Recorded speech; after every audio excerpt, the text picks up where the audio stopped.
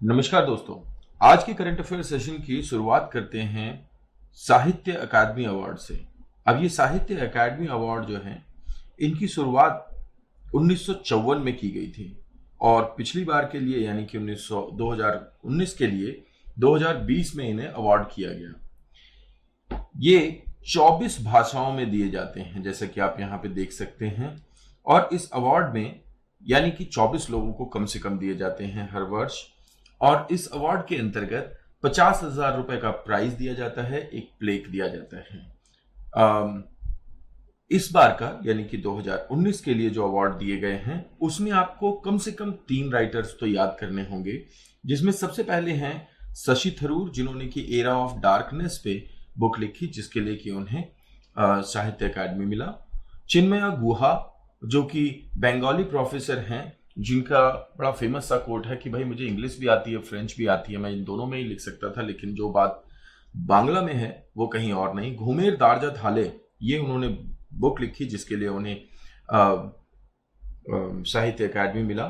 चो धर्मन, इन्होंने जब सभी लोग फेनोमेनल पर्सनालिटी के बारे में लिख रहे थे, तो इन्होंने तमिल में यानी कि the oldest language of India, इसमें इन्होंने एक नॉवेल लिखा जो कि डिपिक्ट करता है आम आदमी के जीवन को। तो इसके लिए इन्हें साहित्य अकादमी अवार्ड दिया गया। तो आपको ये याद रखना होगा, शशि थरूर, चिन्मया गुहा, धर्मन को साहित्य अकादमी मिला। 1954 में स्टार्ट किया गया था, 2019 के लिए अवार्ड दिया गया है। 24 मेजर भाषाओं में दिया जाता है और 50,000 रुपए और एक प्लेक दिया जाता है, जिसे भी यह मिले। तो आगे बढ़ते हैं। 4 जून का दिन जो है वो international day of innocent children victim of aggression के रूप में सेलिब्रेट किया जाता है। ये जो ऑब्जर्वेशन है ये 1982 में यूएन में चालू की गई थी। ये देखा गया था कि पैलेस्टीन और इजराइल की जो फाइट चल रही है उसके दौरान जिन लोगों को इस एग्रेशन का, जिन बच्चों को इस एग्रेशन का सामना करना पड़ा, और जो पैलेस्टीनियन और लेबनीज चिल्ड्रन थे जिनको कि इसका सामना करना पड़ा इजराइल के एक्ट का, उसके लिए 4 जून को ऑब्जर्व किया गया international day of innocent children victim of aggression day. तो आप इसे याद रखेंगे, इट्स इंपॉर्टेंट। नेक्स्ट देखते हैं जी। प्रधानमंत्री मोदी और लोते सेरिंग दोनों ने ये एक मेमोरेंडम ऑफ अंडरस्टैंडिंग पे हस्ताक्षर किए। लोते सेरिंग जो हैं वो प्राइम मिनिस्टर हैं भूटान की जिसकी कैपिटल है थिम्पू, यहाँ की करेंसी है नगलट्रम, और यहाँ की संसद को कहते हैं तसांगड़ू। इस कंट्री को बोला जाता है लैंड ऑफ थंडर बर्ड। इसके अलावा आपको याद रखना होगा कि यूनियन कैबिनेट, जिसमें कि प्राइम मिनिस्टर ने उसे चेयर किया, यूनियन कैबिनेट को हमेशा यानी कि संघीय कार्यपालिका को हमेशा चेयर करते हैं प्रधानमंत्री। तो इसे प्रधानमंत्री ने चेयर किया और अब एक मेमोरेंडम ऑफ अंडरस्टैंडिंग साइन हुआ, जिसमें कि इंडिया और भूटान दोनों ही एनवायरमेंट इश्यूज पे बेहतर आगे कार्य करेंगे।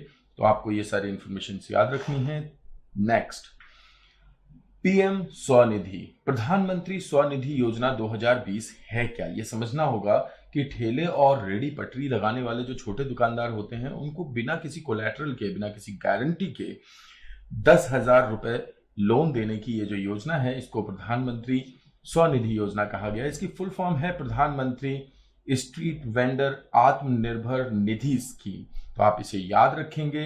यह है निर्मला सीतारमण, भारत की फाइनेंस मिनिस्टर। 14 मई को इन्हीं के सहयोग से इस योजना को लागू किया गया। तो पीएम स्वनिधि योजना आपके अगले पेपर के लिए महत्वपूर्ण होने वाली है। नेक्स्ट है ग्रुप 7। अब ये ग्रुप 7 यानी कि G7 है क्या? तो सबसे पहले तो आपको याद रखना होगा कि 1975 में जब इसका गठन हुआ तो ये थी G5।